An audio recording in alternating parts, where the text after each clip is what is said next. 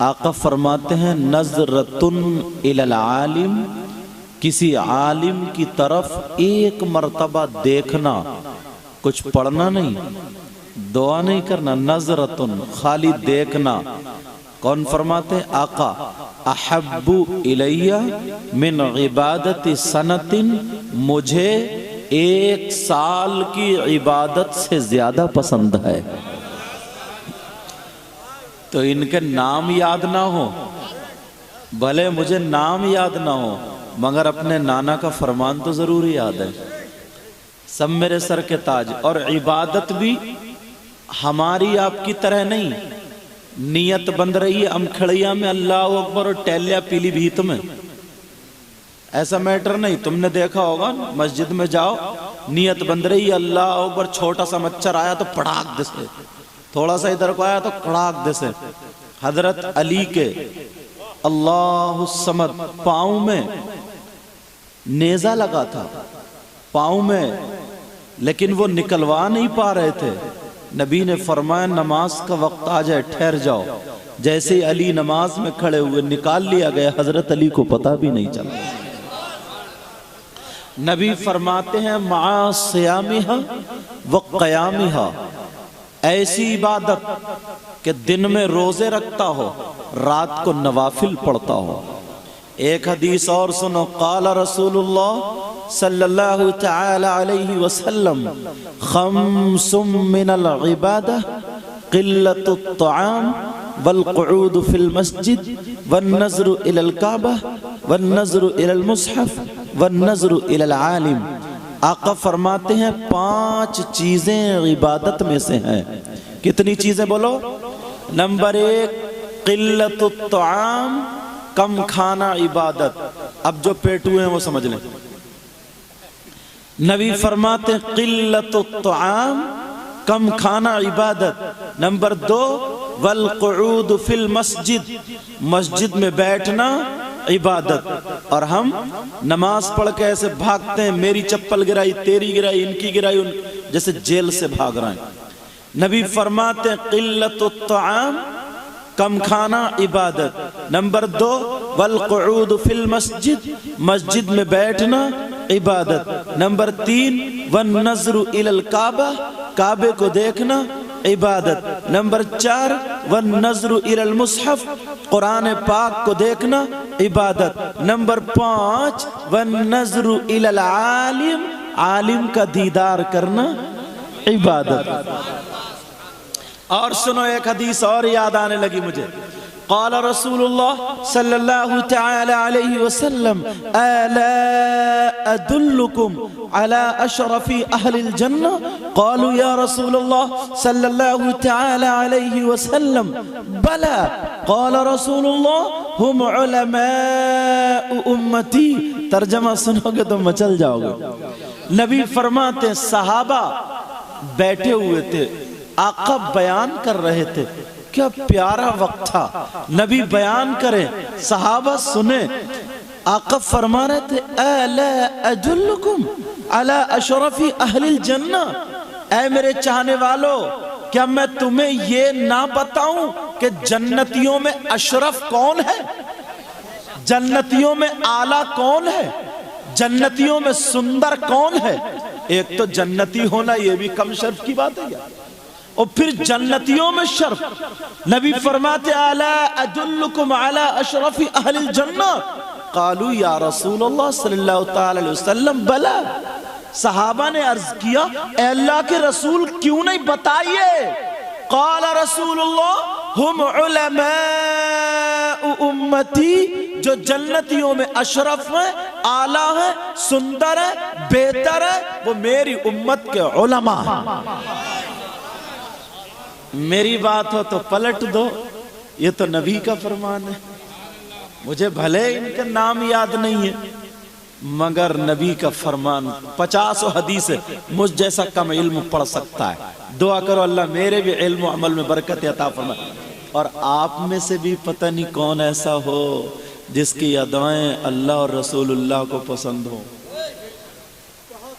हदीस शरीफ याद आ रही है, अल्लाह के रसूल सल्लल्लाहु ताला अलैहि वसल्लम इरशाद फरमाते हैं, इन्नल्लाह ला यंजुरु इला सुवरिकुम व अमवालिकुम वलाकिन इन्नमा यंजुरु इला कुलूबिकुम व अमालिकुम। आका ने फरमाया, अल्लाह ताला तुम्हारी बनावट सजावट नहीं देखता, ज़ेब ज़ीनत नहीं देखता, माल दौलत नहीं देखता।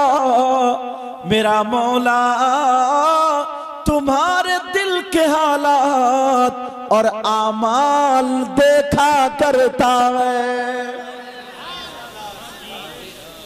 दिल के हालात। अभी से एक बंदे ने जिनका नाम मोहम्मद आजाद, जो मिलके पूरा गांव जलसा करता है, मगर इन्होंने सोचा बड़े बड़े मंत्रियों को लोग बुलाया करते हैं, बड़े बड़े लोगों को बुलाया करते, मगर हमने सुना जहां अल्लाह और रसूल का जिक्र होता है आका खुद तशरीफ ले आते हैं। तो जिसके मकान में अगर आका आ जाए तो उससे अच्छा मकान कौन सा हो सकता है। अब सबकी तमन्ना यही रहेगी, लिल्लाह का हटा दीजिए पर्दा रुख अनवर से। जरा प्यार से बोलो, लिल्लाह का हटा दीजिए पर्दा रुख अनवर से, और दीदार के तालिब है सरकार ये दीवाने।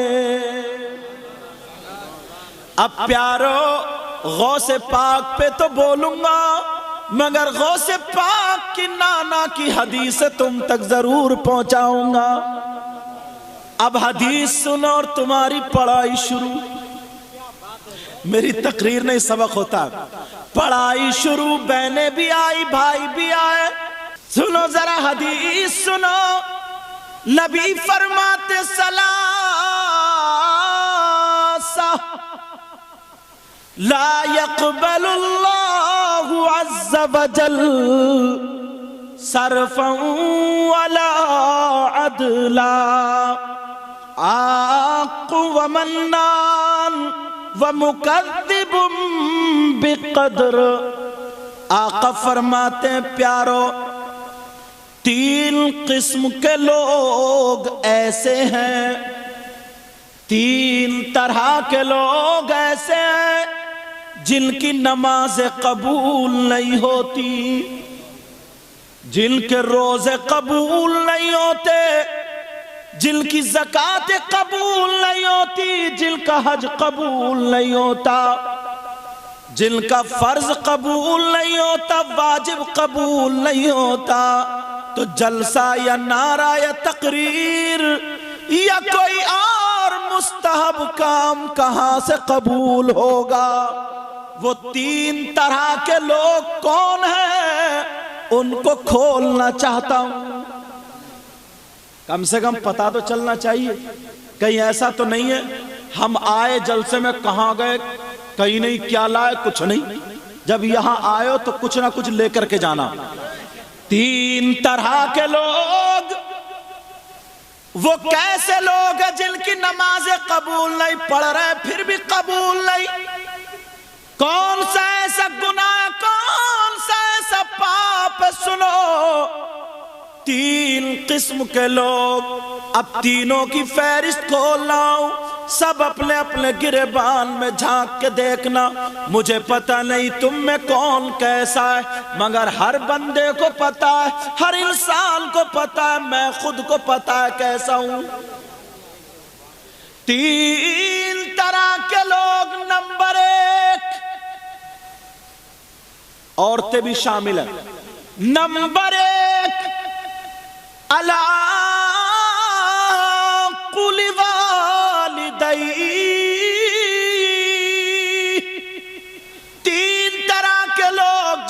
कोई इबादत कबूल नहीं। उनमें से नंबर 1 कौन है? याद करो, नंबर 1 वो है जो अपनी माँ और बाप को सताता है, जो अपने माँ बाप का कहना नहीं मानता, जो अपने माँ बाप को तकलीफ देता है, जो अपने माँ बाप को नाराज कर देता है, माँ का कहना नहीं मानता, बाप का कहना नहीं मानता। प्यारे जिम्मेदारी से बोल रहा हूं, सुनो, अगर जो माँ बाप का कहना ना माने, किसी पीर के कितने ही हाथ चूम ले, कितने ही नारे लगा ले, कितने ही जलसे कर ले, कितनी तकरीरें कर ले, कितनी नाते पढ़ ले, कितने ही पैसे खर्च कर ले, नमाजें पढ़ ले, नबी फरमाते हैं उसकी कोई इबादत काबिल कबूल नहीं।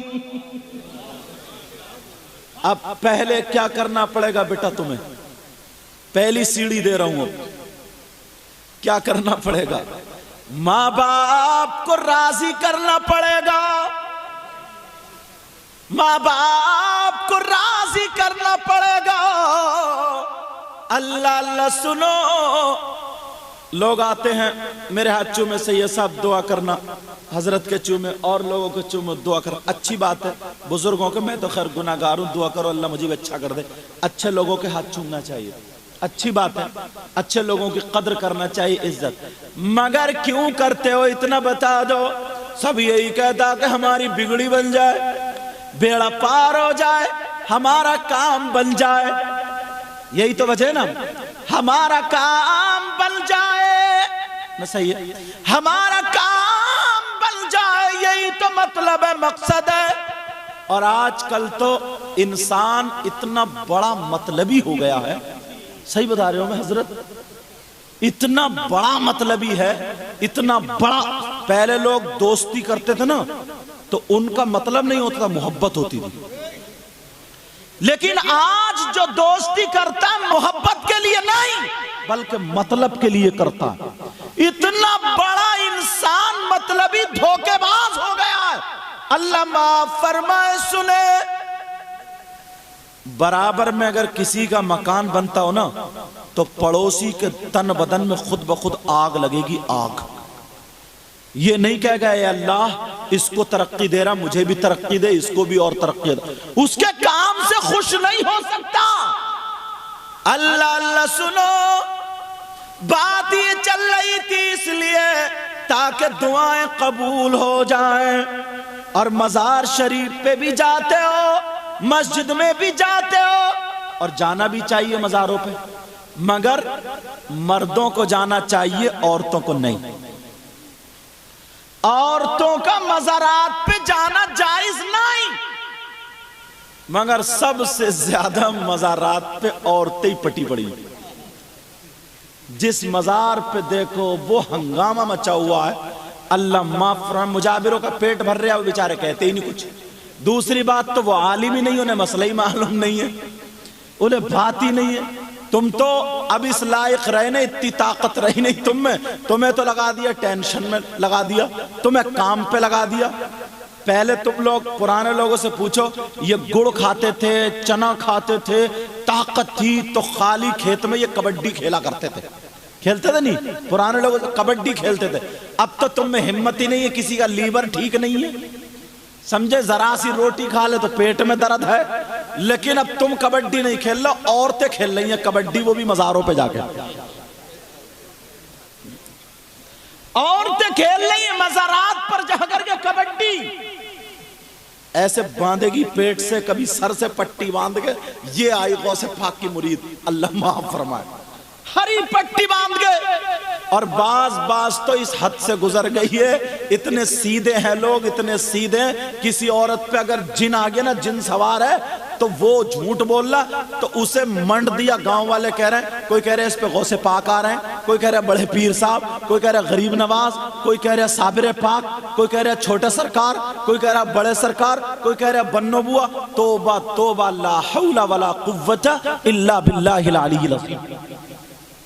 मसला सुनो, मसला अगर ये बात मेरी गलत साबित कर दो तो आजाद भाई के प्रोग्राम में कह करके जा रहा हूं, इनके यहाँ पे कह चोरा, पूरी दुनिया के मौलवियों से टकरा लो, पूरी दुनिया के मुफ्तियों से टकरा लो, अगर गलत हो जाए तो चौराहे पे खड़े करके मेरी गर्दन मार देना, या जो सजा तुम दोगे वो मैं भुगतने को तैयार हूं। अगर गलत बोलूं ये उलमा बैठे यही मुझे पकड़ ले, वरना तुम्हें मानना पड़ेगा। मसला क्या है, किसी आदमी से नहीं, मुफ्ती साहब बैठे इनसे नहीं, दूसरे मुफ्ती साहब मुफ्ती रिजवान साहब बैठे इनसे नहीं, और उलमा बैठे किसी से नहीं, बल्कि मसला क्या है ये पूछो, ये बताओ किसी औरत पर या किसी आदमी पर कोई अल्लाह वाला हाजिर हो सकता है क्या? अल्लाह वाले की सवारी आ सकती है? मसला पूछो तो मैं जिम्मेदारी से बोल रहा हूं, कोई माई का लाल ये नहीं बता सकता। इस्लाम से पूछो, ओ इस्लाम तू बता, तो इस्लाम ये कहता है किसी औरत पर कोई अल्लाह वाला हाजिर नहीं होता, उसकी सवारी नहीं आती है, कोई अल्लाह वाला नहीं आता है, ये औरत झूठी है, झूठी है, और हमारा इस्लाम सच्चा है।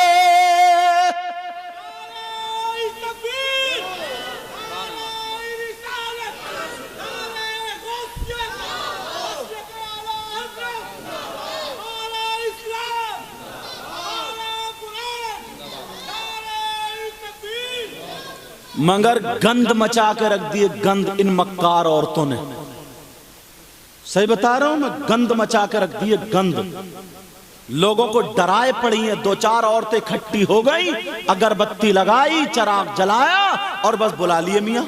लट फेरो ऐसी औरत पे, लट जो इस्लाम को बदनाम करे, इस्लाम को गंदा करे। तोबा तोबा, अल्लाह माफ फरमाए, इतनी गंदगी, इतने हालात बुरे।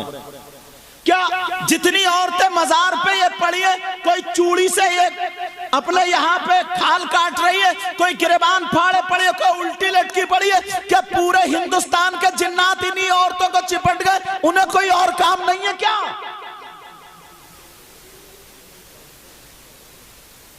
अगर 100 औरतें खेल रही है तो गारंटेड बता रहा हूं, मुश्किल से 5 ऐसी होंगी जिन पे कोई बात है, 95 खाली अपने जिस्म का दर्द निकाल रही है।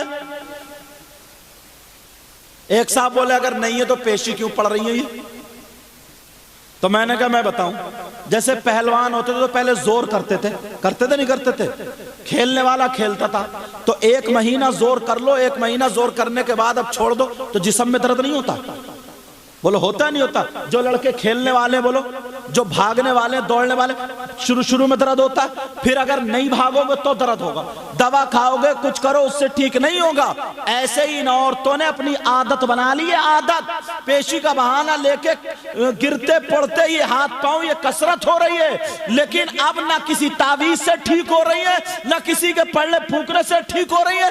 जब तक मजार पे पछाड़े नहीं खाएगी, पसीना नहीं निकलेगा, इसके हाथ पांव नहीं चलेंगे, तब तक ये ठीक नहीं होती। और कह रही है कि पेशी खा करके मैं ठीक हो गई। ये हालात है, हालात। अल्लाह अल्लाह, किसी सहाबी की बेटी को ऐसा क्यों नहीं हुआ? क्या गरीब नवाज की बेटी से बढ़कर किसी की बेटी है? नबी की बेटी से बढ़कर किसी की बेटी है? चलो इंडिया में ले लो, गरीब नवाज की इकलौती बेटी है जिनका नाम सैयदा हाफिजा जमाल बीबी है। अल्लाह अल्लाह, 7 साल की बच्ची है, 7 साल की बच्ची। गरीब नवाज रात में तहज्जुद पढ़ रहे हैं और सहरी का जब टाइम हुआ, बेटी उठ के बैठी है, टुकर टुकर देख रही है। बाप को प्यार आ गया, मोहब्बत आ गई, सीने से लगा लिया। बोलो जो गरीब नवाज चोर के सर पे हाथ रख दे तो वली बना दे, भिखारी के सर पे हाथ दे तो बादशाह बना दे। अब बेटी को सीने से लगाया तो क्या बनाया होगा? कहा बेटी क्या चाहती हो बोलो? कहा बजाल मेरी एक चाहत है, मैं भी आपके प्याले से जो भीगी हुई रोटी है वो खा करके रोजा रख के रात को इबादत करना चाहती हूँ। 7 साल की बच्ची है, इबादत करना चाहती हूँ। अल्लाह अल्लाह गरीब नवाज ने कहा ठीक है बेटी। 7 दिन हो गए इबादत करते करते, बाप को फिर प्यार आया, बोलो बेटी अब क्या चाहिए? कहा बजान दुनिया हमें आले रसूल कहती है, नबी के शहजादे और शहजादियां कहते हैं, लोग हम पे दुरूद पढ़ते हैं, अल्लाहुम्मा सल्ली अला मोहम्मद वाला आले मोहम्मद दुरूद पढ़ा करते हैं और हम कुरान पढ़ते हैं। नाना पे नाजिल हुआ मगर नाना को नहीं देखा बजाल, नाना मोहम्मद रसूलुल्लाह का दीदार चाहिए। गरीब नवाज ने ये नहीं कहा नहीं बेटी ऐसा नहीं होगा, अपना रुमाल बेटी के सर पे डाल दिया, आंखों को बंद कर ले दुरूद पढ़ ले। जैसे ही आंखों को बंद के दुरूद पढ़ा, मेरे उस बेटी को गुनूद की आ गई। जैसे ही गुनूद की आनी थी, मेरे आका का दीदार हो गया। और जब दीदार हुआ, अल्लाह अल्लाह सुनो, जब दीदार हुआ उस बेटी को, जब दीदार हुआ, गरीब नवाज अब बोले, जब बेटी की आंख खुल गई तो गरीब नवाज कहने लगे, ओ बेटी मैं नाना करीम का नवासा हूँ।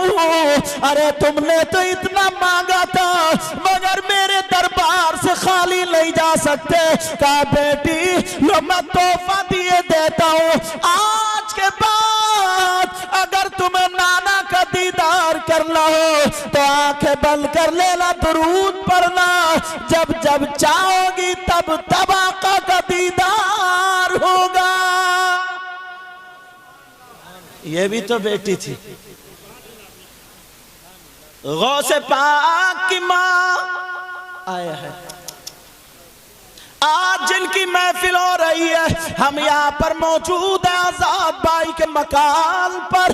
इन्हें प्यार है आले रसूल से, बड़े पीर साहब से मोहब्बत है। खुदा की कसम अगर नजर करम हो गई तो सबका बेड़ा पार। मैं अपनी तकरीरों में कहता हूं अगर किसी को औलाद ना हो और वह नियत कर ले कि अल्लाह मुझे औलाद दे दे, इंशाल्लाह मैं भी गौसे पाक की नजर नियाज करूंगा, समझे, प्रोग्राम कराऊंगा, तो ना जाने कितने लोग हमारे पास फोन है, इंशाल्लाह उनका बेड़ा पार हो गया। गौसे पाक के बाद एक सवाल, बोले बेटे को मिर्गी का दौरा पड़ता है, समझे, मुरीद ने देखा, कहा जाओ गौसे पाक का नाम लेके कान में फूंक देना। कान में फूंक दिया, पूरे 40 साल उधर जहां पे फूंका था 40 साल तक पूरे शहर में किसी को मिर्गी का दौरा ही नहीं पड़ा। जो एक शख्स ऐसे ही था, गांव में मुंह टेढ़ा करता था, जब भी इमाम हुसैन पाक का नाम आए, गौसे पाक का नाम आए, अल्लाह ने उसको कैंसर दे दिया। इकलौता बेटा था, सारी जमीन जायदाद रखी रह गई, बहुत ज्यादा परेशान, इमामों को बुरा कहता था, कहते थे अरे ये तो सब लुटेरे हैं, चोर हैं, इस तरीके की बातें करता था। अल्लाह समद, कैंसर जब हुआ तो रोता चला जा रहा। अब उसकी बीवी भी छोड़कर चली गई, उसने प्यार मोहब्बत से शादी की दिल्ली से। लड़की कैसी थी? जो जींस की पैंट पहनती थी, टॉप पहनती, जैसा आज हमारी बच्चियां पहनती हैं, समझ रहे? अल्लाह समद, वो छोड़ के चली गई। पूरे दिल्ली के डॉक्टरों ने लाइलाज कर दिया, नहीं हो सकता। उसने पैसे के बलबूते डॉक्टरों की मीटिंग ले ली, अमेरिका तक से डॉक्टर बुलाए। ये बुलंदशहर की बात है, ज्यादा दिन नहीं, 7-8 साल पुरानी बात बता रहा हूं। बुला लिया, उसने ये कह दिया कि नहीं, इसका कोई इलाज ही नहीं है, आखिरी स्टेज पे। हाँ एक इलाज है, हिंदू था वो जिसने कहा था, एक इलाज है। तुम्हारे यहाँ गुरु होते हैं जो मस्जिदों में नमाज पढ़ते हैं, उसे वो अपनी जबान में बोल रहा था, इमाम कहना चाहिए था मगर वो तो अपनी जबान बोला। तुम्हारे यहाँ गुरु होते हैं जो एक बुक है जिसका नाम कुरान है, और तुम्हारे यहाँ उनको पूरी हिफ्ज होती है, मतलब इमाम, उससे जाके दुआएं करा लो, फकीर से दुआएं करा लो, तुम्हारा बेड़ा पार हो जाएगा। बस इसके अलावा कोई इलाज। अब मरता तो क्या नहीं करता, जो चोर कहता था, बुराई करता था, अब वो आके इमाम के कदमों पे गिरा और कहने लगा इमाम साहब कोई सूरत ऐसी बता दो। इत्तेफाक से मेरी तकरीर चल रही थी, मैंने उसमें कुरान का बयान किया था कि कुरान में हर चीज का इलाज है, कुरान में हर चीज का बयान है, कुरान शिफा भी है, हिदायत भी है। उसने फोन लगा दिया और कहने लगा हजरत ऐसे ऐसे वो शख्स है। मैंने कहा तौबा करा दो बेटा, नबी तो वो थे कि लोग पत्थर मारा करते थे, मगर मेरे आका दामन फैला करके दुआएं दिया करते थे। अगर चाहते तो जमीन को पलट देते, आसमान को पलट देते। अल्लाह अल्लाह, हुसैन पाक के बच्चों के गले काटे जा रहे थे, मगर हुसैन सब्र कर रहे थे। अब बताओ अगर एक बच्चा भी हाथ उठा के कह देता मौला जमीन को फाड़ दे, बोलो जमीन फटती या नहीं फटती। मगर क्या करे, घराना ही ऐसा है जो हमें गालियां देता है, हम उसे दामन फैला करके दुआएं देते हैं। मैं लगा तौबा करा ले, नमाज का वायदा करा ले, अल्लाह अल्लाह। और मैंने कहा इमाम साहब सुनो, उससे जब मेरी बात हुई मैंने कहा जुमे में तौबा करो।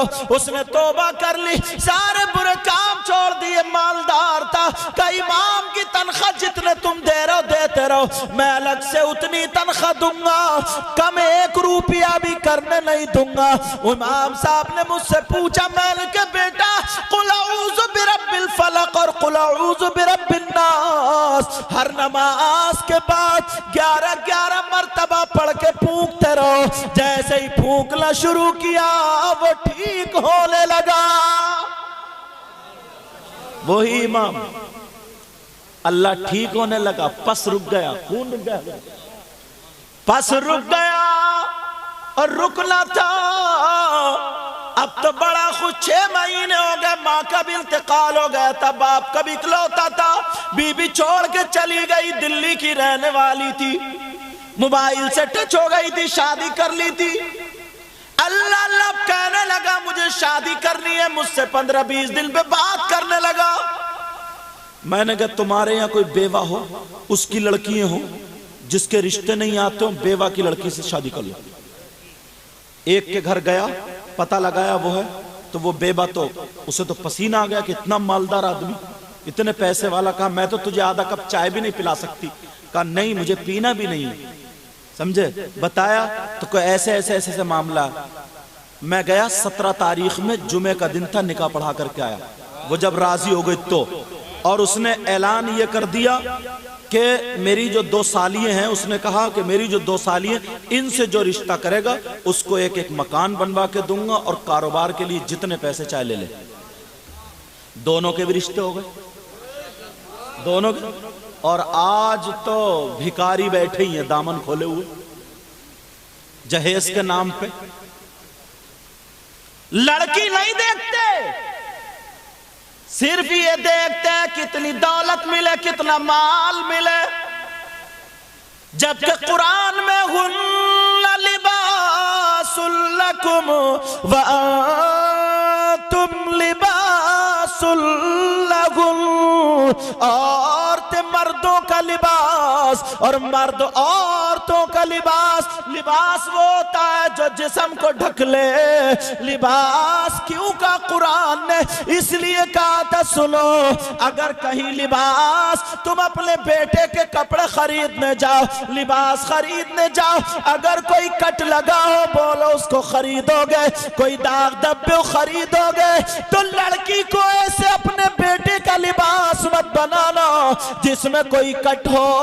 तो कट का क्या मतलब है, सुनो, तुम समझ रहे होगे, जिसकी उंगली कटी हो कट है, जिसका पाँव कटा कट नहीं। सुनो, इस्लाम की नजर में कट किस लड़की में? वो लड़की जिसकी आस्तीन कटी हुई है, इस्लामी एतबार से उसमें कट है। वो लड़की जो गला चिरा पहनती है, इस्लामी एतबार से कट है। वो लड़की जिसकी आधी आधी पीठ नंगी है, इस्लामी एतबार से कट है। वो लड़की जो सर पे दुपट्टा नहीं ओढ़ती, इस्लामी एतबार से कट है। वो लड़की जो बड़े बड़े जूड़े बांध के नंगे सर रह के गुम्फे लगा के बेहयाओं की तरह घूमती है, इस्लामी एतबार से कट है। ऐसी लड़की मत करना, बल्कि ऐसी लड़की करना जो 5 वक्त की नमाज पढ़ती हो। तुम्हें एक बात मेरी बुरी लगेगी, लेकिन हक है, बोल के जाऊंगा। हम जानबूझ के अंधे बन गए।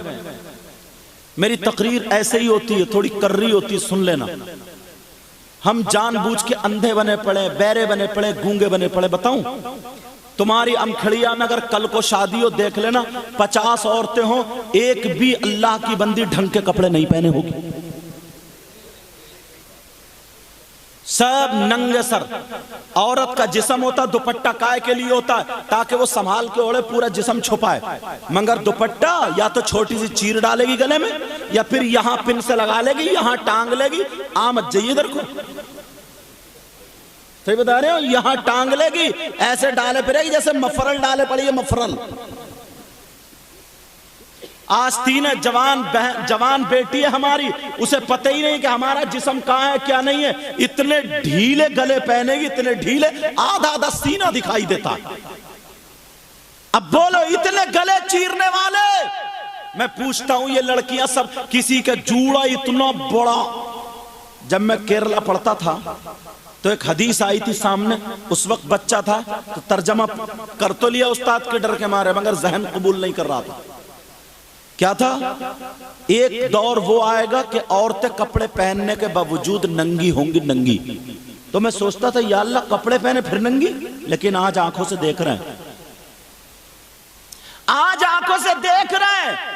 नबी ने फरमाया, कुर्बे कयामत औरतों की चुटिया नीचे को लटकी हुई नहीं होगी, ऊंट के कोहान की तरह खड़ी होगी। आज देख लो, शादी में खूंटे खड़े करी फिर रही। हमें थोड़ी देर हंसी तो आ रही है, लेकिन मुझे उन लड़कियों से नहीं कहना, तुमसे कहना।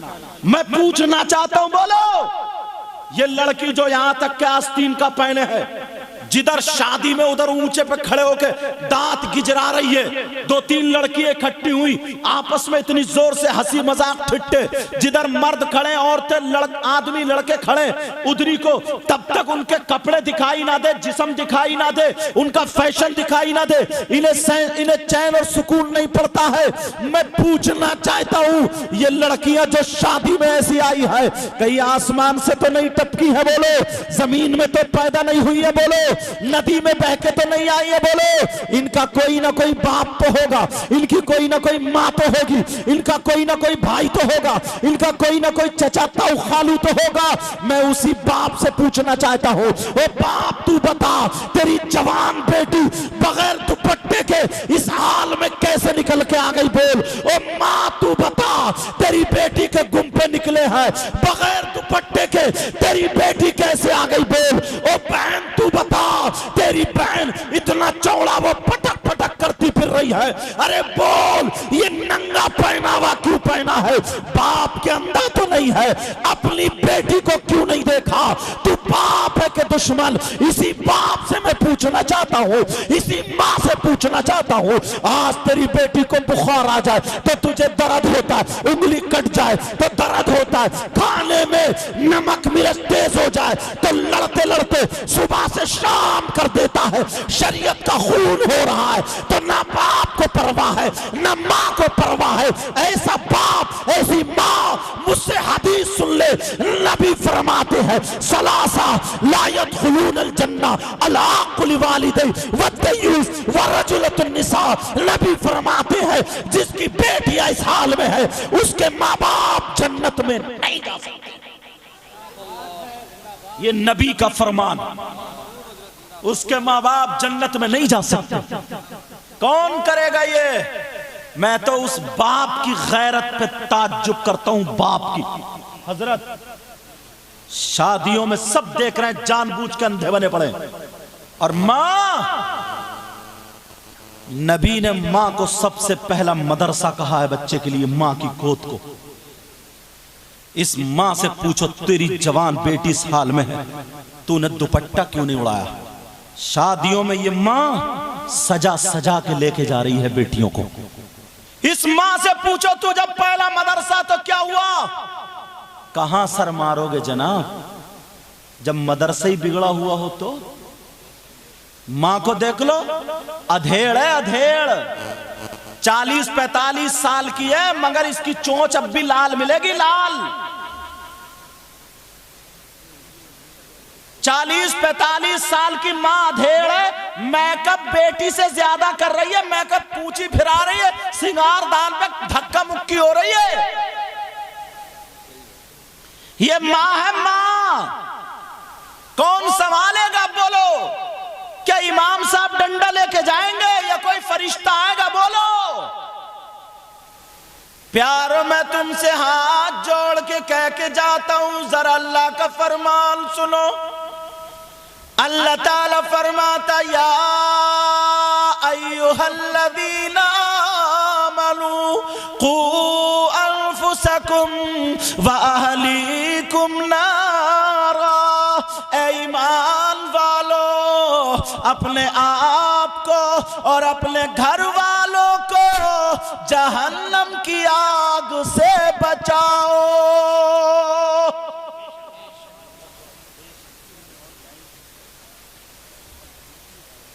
ये मां ने तो बहुत बुरे हालात कर रखे। इससे पूछो, बूढ़ी घोड़ी नई लगाम, पुरानी दीवार पे पेंट करने से क्या फायदा? अधेड़ हो गई 40 साल की, और सही बता रहे हो, बास बास तो ऐसी लगती जैसे मिंडकिया। वो ही पहन लेगी सुतनिया, बिल्कुल बारीक, 2 किलो इधर निकली पड़ी है, 1.5 किलो इधर, पता नहीं क्या समझ रही है अपने आप को।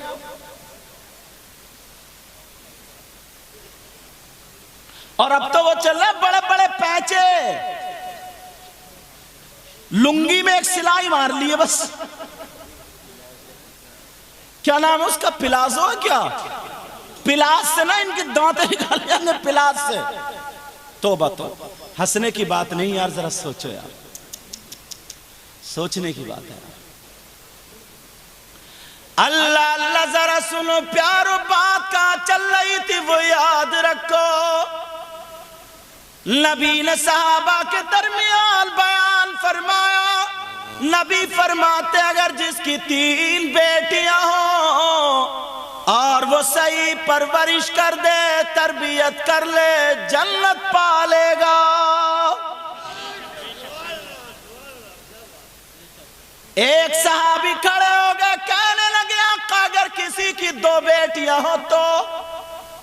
नबी ने फरमाया, सही परवरिश कर ले, तरबियत कर ले, वो भी जन्नत पालेगा। एक साहबी और खड़े हो गए, कहने लगे, आका अगर किसी की 1 बेटी हो तो? नबी ने फरमाया, वो भी जन्नत पालेगा। हाँ ठीक है, इस्तेंजा कराओ, वो भी जन्नत पालेगा। अब बताओ, बेटियों की वजह से जन्नत मिल रही है, बेटियों की वजह से। अब दूसरी हदीस मैंने पढ़ी थी, अगर जिसकी बेटियां ऐसी हो जैसे मैंने पहनावा भी बताया, वो दयूस, और नबी फरमाते दयूस जन्नत में नहीं जा सकता। अब इस बेटी की वजह से जहन्नम का रुख करना पड़ रहा है। बिगाड़ने वाला फिर बाप है, बाप। बताऊं वो कैसे? मैंने पहले कहा कड़वी होगी, लेकिन सुन के चले जाइयो।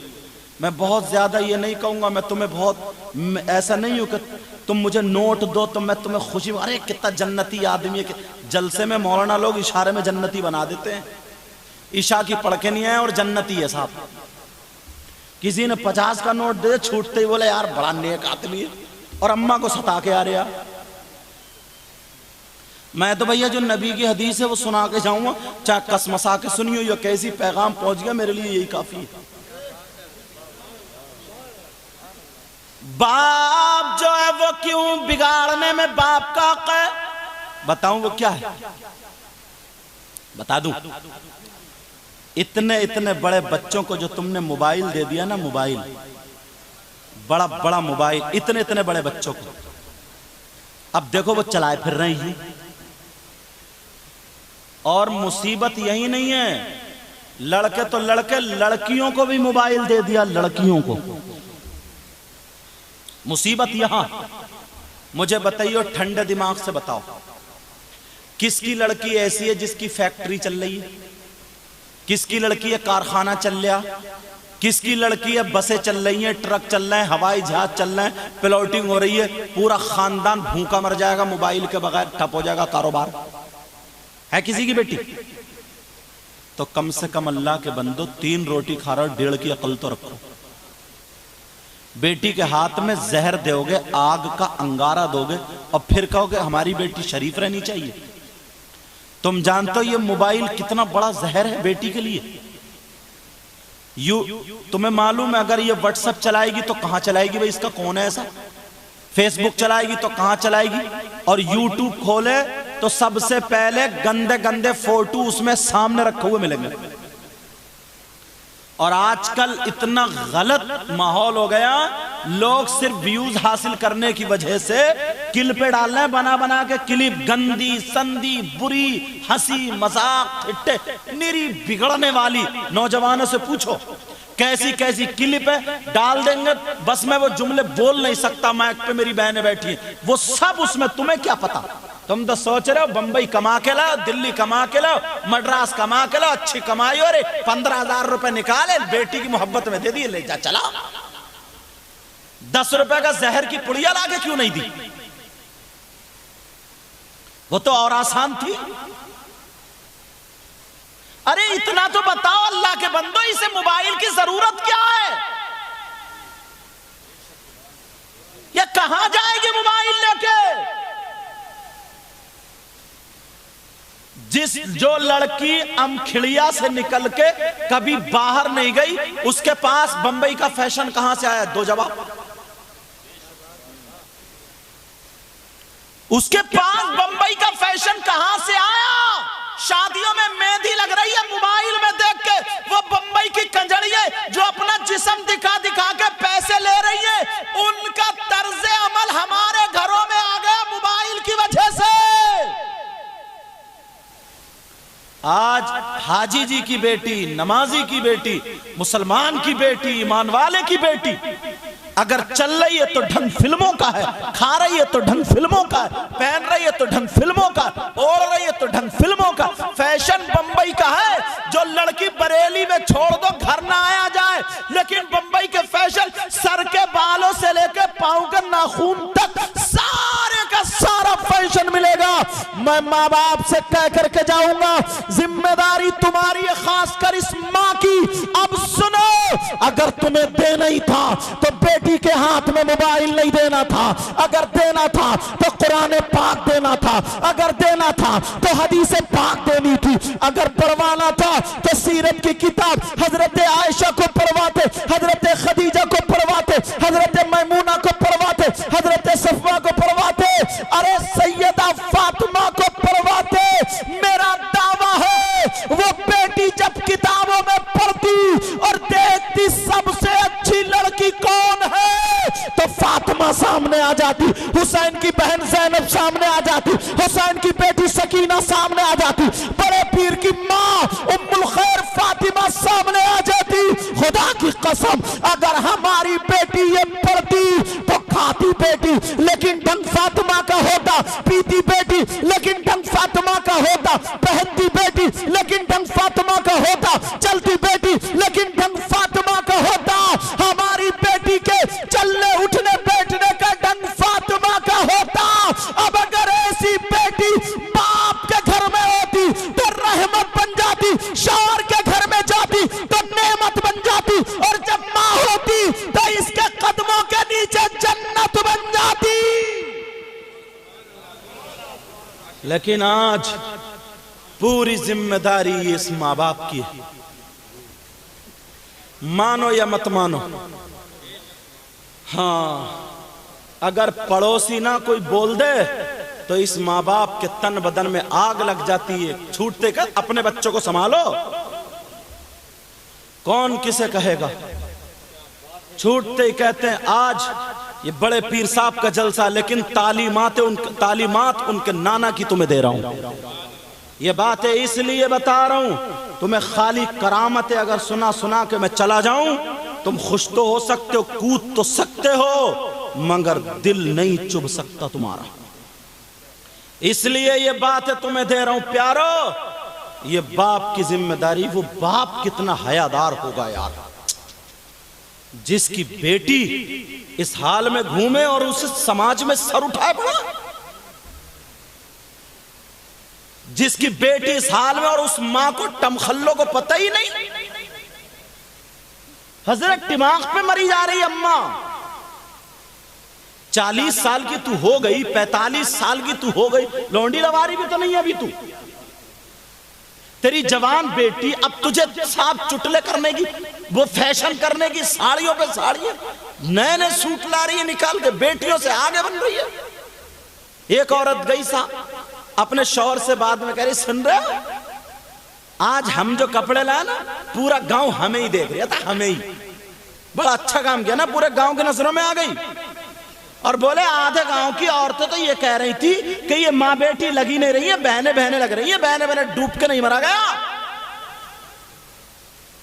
तौबा तौबा तौबा तौबा, अल्लाह मेरी तौबा। लेकिन कौन है ऐसा? ये माँ की जिम्मेदारी है, बाप की जिम्मेदारी। कोई लड़की यहां से यहां तक का पहने, उससे नमाज नहीं हो सकती। जो सुनो मुसलमानों, जो कपड़ा हमारी इबादत में रुकावट बने, क्या हम उसे जिस्म पे डालेंगे, चूल्हे में रख के आग लगा देंगे। हजरत आयशा की बारगाह में एक लड़की आ गई, पूरे कपड़े पहने थी आयशा, पूरी दुनिया के मोमिनों की माँ थी। ओ माँ तू भी सुन ले, हजरत आयशा की बारगाह में लड़की आई, पूरे कपड़े पहने थी, सिर्फ दुपट्टा बारीक था, जिससे बालों का कालापन दिखाई दे रहा था, रंगत दिखाई दे रही थी। मोमिनों की माँ को जलाल आ गया, आज तेरी बेटी पूरा सीना खोले पड़ी है, आधी आधी नंगी है, इधर दुपट्टा पड़ा, तुझे जलाल क्यों नहीं आया? इसलिए तेरे ढंग और लक्षण ठीक नहीं, ढंग और लच्छा ठीक नहीं, पहले खुद को करना पड़ेगा। हजरत आयशा को जलाल आया, दुपट्टा पकड़ा, फाड़ के फेंक दिया और मोटा दुपट्टा उड़ा दिया। मुस्कुरा के बोली, बेटी, मुसलमानों की बेटी के पास सबसे ज्यादा कीमती उसकी इज्जत होती है। कहाँ है वो औरतें? कहाँ है वो औरतें? अपने टुपुर से फुर्सत नहीं मिल रही है। अल्लाह माफ फरमाए, अल्लाह माफ फरमाए। अल अमान अल हफीज, आज से ख्याल रखना।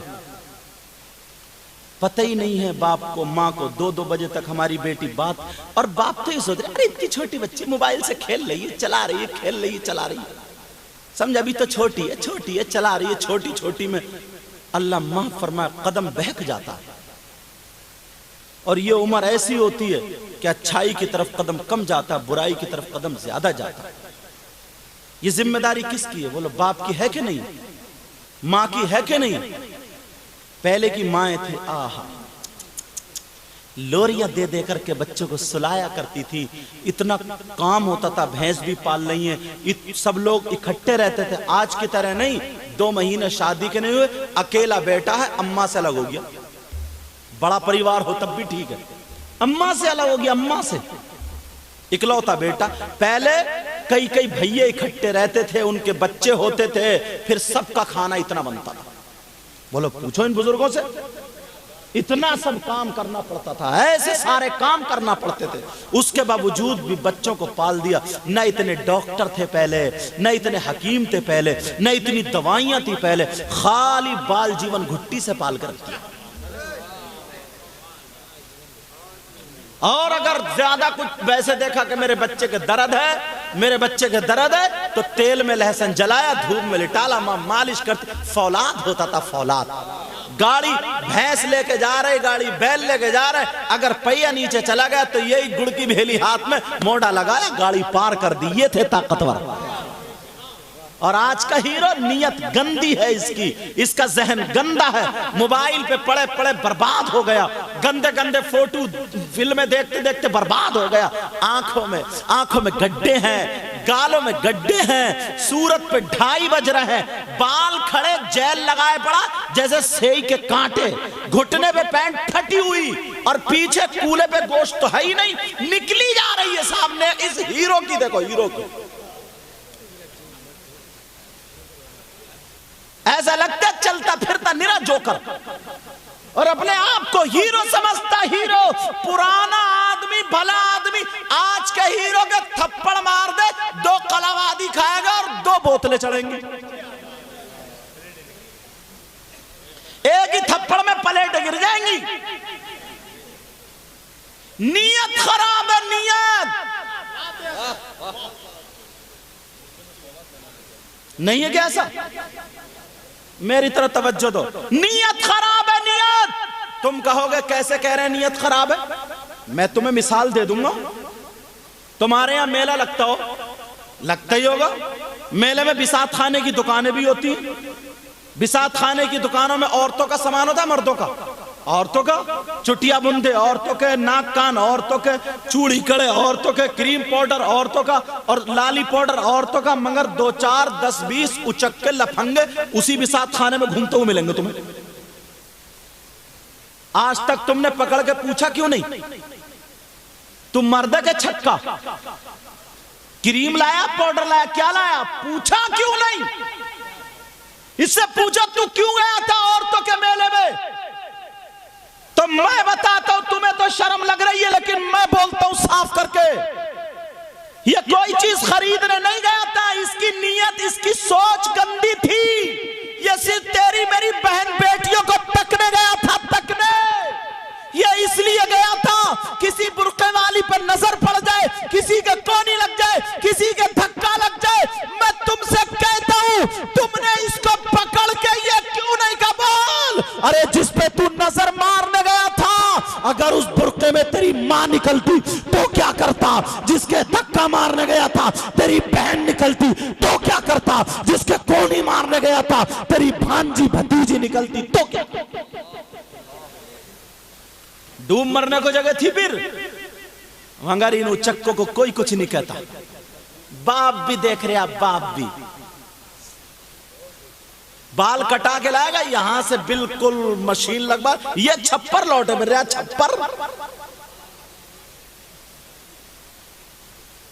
शादी हो, ब्याह हो, बड़े बड़े डीजे रखे, घोड़े नाच रहे हैं मोहल्ले के साथ। समझाने के बजाय अम्मा भेज रही है अंदर से 20 का नोट, मेरा बच्चा कितना अच्छा नाच रहा। चप्पल मारना चाहिए था इस बच्चे को, चप्पल। खाला भेज रही है, खाला 50 का नोट, कितना अच्छा नाच रहा, कूले मटका रहे। किसे दिखा रहे? अम्मा खाला को। छत पे लड़की है, छत पे टंगी जा रही हैं, दीवारों पे टंगी पड़ी, और ये उतने ही कूले मटका रहा, उतने ही कूले मटका रहा, घोड़ा कहीं का।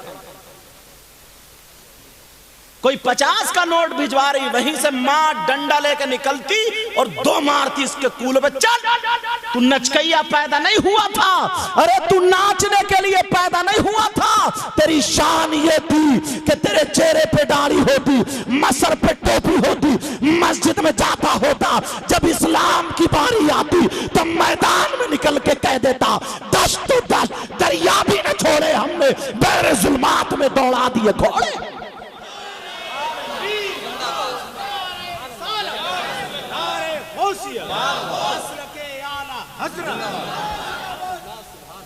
बात में बात निकलती जा रही, बात में बात निकलती चली जा रही। क्या करूं मैं, जो देखता हूं वो बोलता हूं। प्यारो प्यारो, इसलिए बात बोल रहा हूं ताकि मेरी बहनें भी यहां सुन रही हैं। ऐसा ऐसा सूट लाएगी निकाल के, इतना फैशनीला, इतना नंगा, जब तक पूरी बारात उसको देख ना ले उसे चैन नहीं पड़ेगी, घूमती रहेगी, चक्कर लगाती रहेगी। उसे ये पता ही नहीं कोई मौलाना बैठा, उसे पता ही नहीं अब्बा बैठे, अम्मा बैठी, घूमती रहेगी, चक्कर लगाती रहेगी। समझे, जब तक उसे 10-20 लोग देख नहीं लेंगे तब तक उसका खाना हजम नहीं होगा। क्या मुसलमान की बच्चियों का यही तरीका है? बोलो अल्लाह अल्लाह सैयदा फातिमा मुझे याद आने लगी। हाय हाय हाय, गौसे पाक की दादी है हजरत अली। एक दिन जब बाहर से आए, पसीना आ रहा था, सैयदा फातिमा ने अपना दुपट्टा लिया, पसीना पोंछ दिया का सरताज बैठ जाए, पानी लेके आऊं। आका अली बैठ गए, सैयदा फातिमा ने पानी पेश किया, अली ने हाथ पकड़ के बिठा लिया, पानी पी के हाथ पे हाथ रख के मुस्कुरा के बोले, फातिमा इतना खुश मगर तुम मेरे घर में 3-3 दिन भूखी रही, अल्लाह अल्लाह एक जोड़ी कपड़े में गुजर बसर कर ली, फातिमा आज तुम मुझसे कुछ मांग लो। ये जो औरतें अपने शौहरों को तंग करती हैं, जिनकी कमाई 5,000 की है, 6-7 हजार टांग देती हैं, अब बताओ वो बेचारा कर्ज से ही नहीं निकल पा रहा। कर्ज से अगर निकल गया तो टेंशन से नहीं निकल पा रहा। आधी से ज्यादा टेंशन ये बीबी देती है।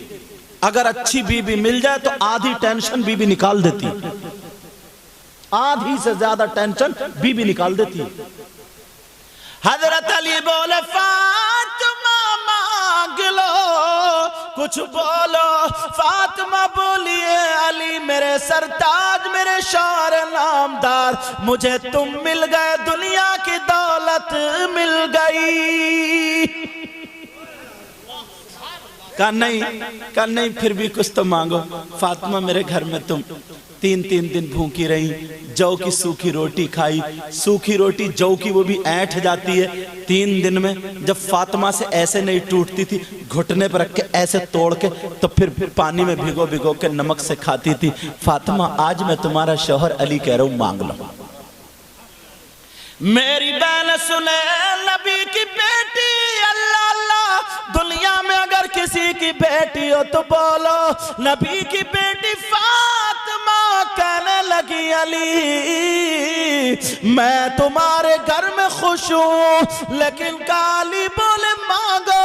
फातिमा बोली, अली मांग लूं। कहां मांगो? अब मेरी बहनें देखे फातिमा ने मांगा क्या था। काली मांग लू, फातिमा बोली अली मांग लू। अली बोले मांगो। अल्लाह अल्लाह, फातिमा का सर झुका हुआ। अली कह रहे, फातिमा मैं इस लायक तो ना था, मैं इतना मालदार भी ना था, मैं पैसे वाला भी ना हूँ, और तुम्हारे अब्बा इमामुल अंबिया है। फातिमा तुम जैसी बेटी किसी की नहीं है। अल्लाह अल्लाह यही बात कर रहे थे। फातिमा का सर झुका हुआ था और नीचे मुंह करके रो रही है। अब फातिमा की टुट्टी पे अली ने हाथ लगा के उठा के देखा तो नीचे तक आंसू बह रहे थे, आंसू बह रहे थे। कहा, फातिमा मैंने तुम्हें रुलाया थोड़ी है, मैंने तो ये कहा था फातिमा मांगो, मैंने तो तुम्हें खुशी दी थी। लेकिन फातिमा कहने लगी, ओ मेरे सरताज मांग लूं। आवाज लड़खड़ाने लगी, रोने वाली आवाज में कहने लगी, आंसू निकल रहे। मेरी बहन हाथ जोड़ के जुमला दिल की तख्ती पे नोट कर लेना। आज आजाद भाई के यहाँ का प्रोग्राम तारीखी होना चाहिए। अल्लाह अल्लाह, फातिमा रो रही है और कह रही है, मेरे सरताज मांग लू, कहा मांग लो। लड़खड़ाती हुई आवाज में बोली, ओ मेरे शाह, जब मेरा इंतकाल हो जाए, जब मैं दुनिया से चली जाऊं, जब मुझे मौत आ जाए, मेरी रूह निकल जाए, अली मेरा जनाजा रात में निकालना। अली मेरा जनाजा रात में निकालना। क्या बीबी है यार। अली मेरा जनाजा रात में निकालना। अली आंसू पोंछ रहे, कह रहे फातिमा तुमने ऐसा क्यों कहा? क्या कुरान की आयत है कोई? क्या हदीस शरीफ है? फातिमा बोली, मेरे सरताज कुरान और हदीस नहीं, आज तुमने मेरी चाहत मांगी है। ओ मेरी बहनों, नंगे सर घूमने वाली हो, फैशनीले कपड़े पहनने वाली हो, आज बड़े पीर की दादी की जिंदगी अपने घर में लेके जाना। फातिमा बोली, हो मेरे सरताज, मैंने इसलिए कहा मेरा जनाजा रात में निकालना। ओ मेरे शौहर, जब तक मैं जिंदा रहूंगी अपने ऊपर किसी गैर मर्द की नजर पड़ने नहीं दूंगी। और मैं चाहती है जब मेरा इंतकाल हो जाए तो मेरे कफन और मेरे जनाजे पर भी किसी गैर मर्द की नजर ना पड़े। क्या मांगा? पर्दा मांगा। अल्लाह पर्दा मांगा। ऐसी ऐसी लड़कियां गुजरी, ऐसी ऐसी। मुझे एक गरीब लड़की और याद आ रही है, पढ़ दूं? सुनना चाह रहे हो या खत्म कर दूं? बोलो, सुनना चाह रहे हो? अल्लाह, इकलौती बेटी थी उस बाप की। बाप ने बड़े प्यार से पाला। सैयदा फातिमा की जिंदगी उसकी जिंदगी में उतार कर रख दी थी। कहा बेटी, मर्दों पर सबसे ज्यादा हक उसकी माँ और बाप का है, और औरतों पर शादी के बाद सबसे ज्यादा हक उसके शौहर का, उसके शौहर का। लेकिन आज जरा सी बात होती है, दुपट्टा डालेगी गले में और छूटते ही कहेगी जानते नहीं हो मेरे अब्बा से मंत्री से बात है, प्रधान से बात है, जेल में चक्की भिजवाऊं। अब्बा भी निरई उजड है। अब्बा भी बोला आजा 2 बीघे जमीन बेच दूंगा, जेल में फंसवा दूंगा सबको, घर बिगड़वाए पड़े। अपनी बेटी का घर, हद हो गई है, अपनी लड़की का घर। लेकिन वो बाप था, इकलौती बेटी थी और भाई थे उसके, बड़े प्यार से पाला जा रहा, ढूंढ रहा कोई लड़का मिल जाए, अच्छा मिल जाए। नमाजी एक लड़का मिल गया, अच्छा मिल गया, काम करता था, रिश्ता हो गया, शादी हो गई। रुखसती का जब वक्त आया तो बाप ने बेटी का हाथ पकड़ के उसके हाथ में दे दिया। कहा बेटा ये तुम्हारी अमानत थी, मैंने इसको पाला है मगर अपनी जान से ज्यादा रखा है। ये मेरी बेटी है, बेटी नहीं है बल्कि मेरी जान है, मेरे दिल का टुकड़ा है, इसको तकलीफ मत देना। और बेटी से कहा बेटी सुनो, अगर मैं मरता भी हूं ना और तुम्हारे शौहर मना करें तब भी शौहर की इजाजत के बगैर घर से कदम मत निकालना। शौहर की इजाजत के बगैर घर से कदम मत निकालना। क्या तालीम देकर के बाप भेज रहा। अल्लाह अल्लाह, दोनों की शादी हो गई। शौहर के घर में बीबी चली गई, बीबी चली गई। दोनों मियां बीबी रे बीबी नमाज पढ़ रही है, सूरह वाक़िया, सूरह तो, सूरह नूर पढ़ पढ़ के दुआएं करती चली जा रही है। ऐ अल्लाह मेरे शौहर की उम्र और इज्जत में बरकतें अता फरमा दे। आज बीबी अपने शौहरों के लिए कहाँ जी रही है? वो बीबी शौहर के लिए जीती थी मगर थोड़ा वक्त गुजर चुका, अब शौहर का काम बंद हो गया। शौहर जो काम करता था वहां पे बंद हो गया। थोड़ी टेंशन हो गई, परेशानी हो गई। बीबी बोली ओ मेरे सरताज क्या परेशानी है? बोलो क्या टेंशन है? अब वो बोला काम बंद हो गया, अगर इजाजत हो तो मैं बाहर चला जाऊं। बीबी बोली मेरा दिल तो नहीं चाहता तुमसे जुदा रहने, मगर खाना कमाना भी तो है, जा सकते हो। का तुम्हारा मैं का गाँव का, तुम्हारा मैं का गाँव का, उस वक्त चराग और डिब्बी जलते थे, मेरे घर में अंधेरा रह जाएगा, तुम चली जाओगी। शौहर से बीबी बोली अब मेरा नहीं हमारा घर है, वो मेरे बाप का, मुझे इसी में रहना है, कहा कैसे खाओगी पियोगी। उधर बीबी बोली ओ मेरे सरताज चले जाओ, मैं गरीब की बीबी हूँ, मेरी लाश तो तुम्हें मिल सकती है मगर मेरे दामन पे दाग नहीं मिल सकता। वो लड़का चला गया, अल्लाह अल्लाह जैसे ही बाहर गया, लड़की बड़ी खुशी खुशी जिंदगी गुजार रही है, शौहर के लिए दुआएं कर रही है। अब जब ऐसा वक्त आया कि बाप की तबीयत खराब होने लगी, बाप मैं का वही कहता, लड़की के बाप की तबीयत खराब हो गई, लोगों से खबर मिली तू चल मैं चल सब देखने जा रहे, मगर वो लड़की घरी घर में परेशान है, मेरे अब्बा की तबीयत खराब है, मैं कैसे जाऊं, मेरा शौहर तो घर में नहीं है, मैं किससे इजाजत लूं। अल्लाह अल्लाह थोड़ी देर के बाद भाई आ गया, कहने लगा बहन चलो अब्बा की तबीयत खराब है, तुम्हें बुला रहे हैं। बहन की आंखों में आंसू है, सीने से लगाया भाई को, कहा भाई बताओ शौहर की इजाजत के बगैर घर से निकलना जायज नहीं, मैं कैसे जाऊं, शौहर की इजाजत के बगैर कैसे जाऊं। उधर बाप की तबीयत खराब होती चली जा रही।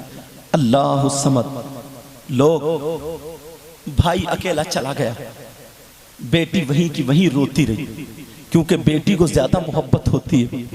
अब बाप को हिचकियां आने लगी, बाप की तबीयत बहुत बिगड़ गई, अब बीच में सांस अटक जाती है।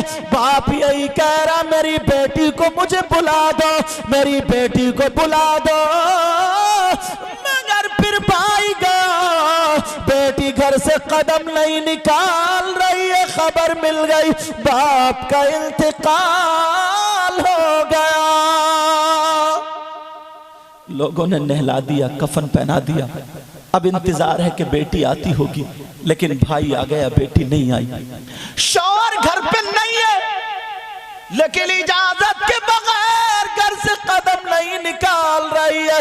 मोबाइल फोन का भी जमाना नहीं था, क्या करे परेशान है, बेटी न खा रही है न पी रही है, चकरा करके घर में गिरती चली जाती है। इधर बाप का जनाजा तैयार हो गया, लोगों ने कहा कब्रिस्तान लेकर के चलो, माँ ने कहलवा दिया सुनो ओ जनाजा ले जाने वालों, कब्रिस्तान को बाद में जाएगा, पहले बाप का जनाजा बेटी के घर जाएगा,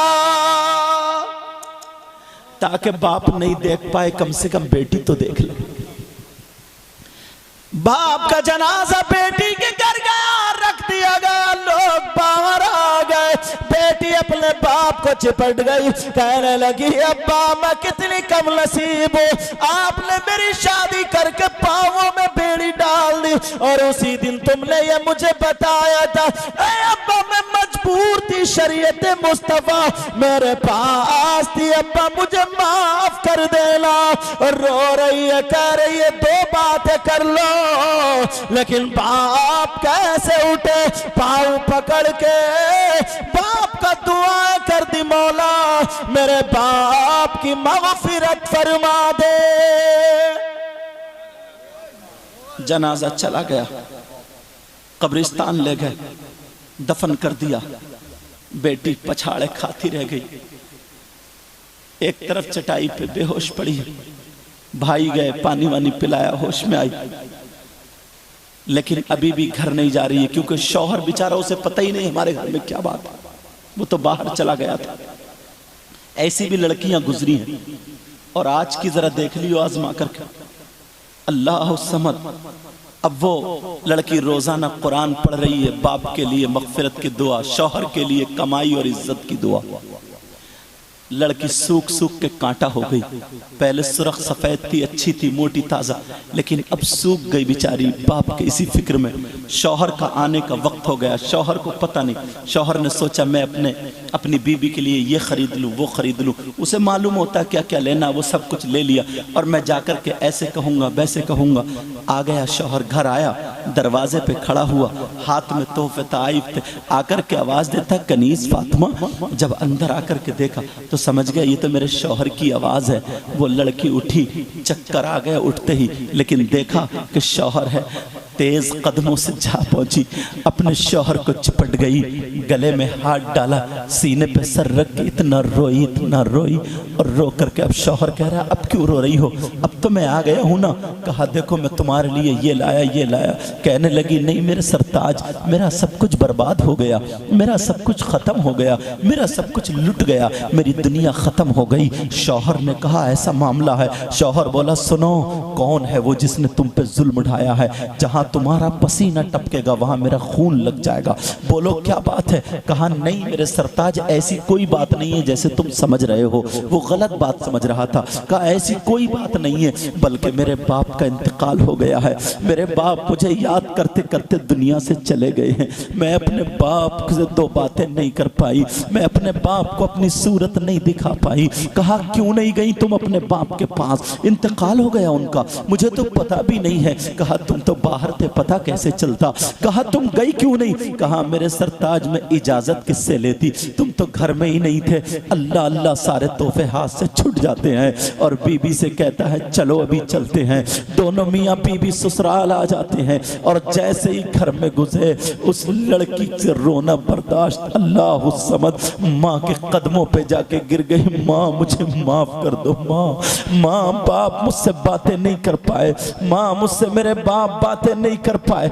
अल्लाह समद। माँ बोली बेटा कोई बात नहीं है, मैंने तेरी घुट्टी में शरीयत मुस्तफ़ा पिलाई थी। मोहल्ले की लड़की आ गई, कहने लगी देखो ये कितनी जालिम लड़की है, ये कितनी कठोर लड़की है, ये कितनी बेवफा लड़की है। जिस बाप ने इसे ऐसे लाड़ प्यार से पाला हो, लेकिन बाप के आखिरी वक्त नहीं आती है।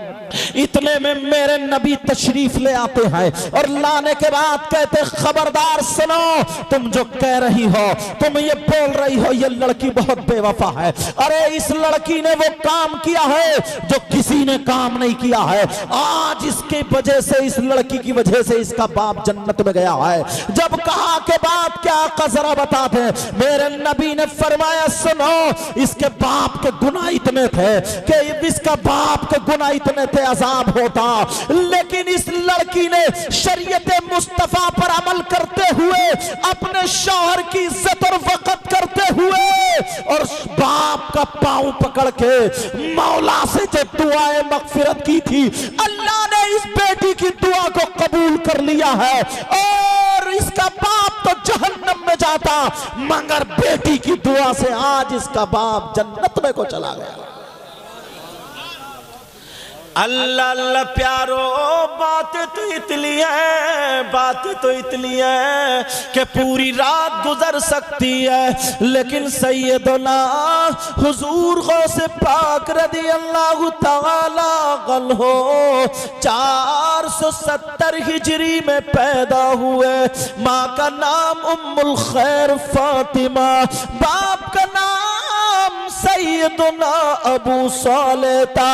बाप की तरफ से हसनी सैयद थे, माँ की तरफ से हुसैनी सैयद थे।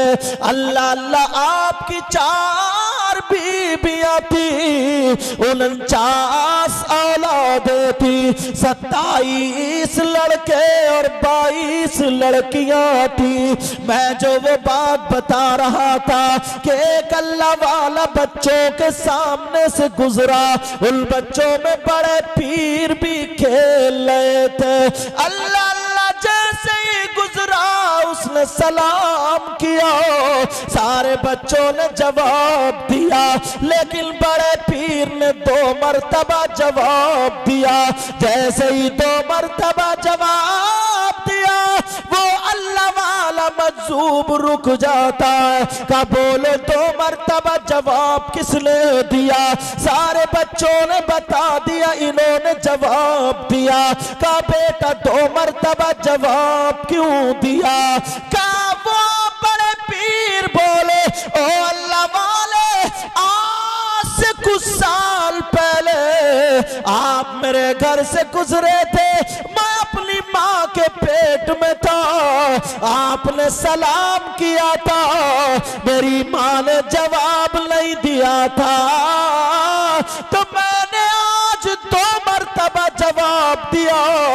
एक जवाब आज का है और एक जवाब उस दिन का है। अब बात सुनने की ये है, बड़े पीर की मां ने जवाब क्यों नहीं दिया? बड़े पीर की मां ने जवाब, पर्दे में थी, उन्हें मालूम था औरत की आवाज भी औरत है।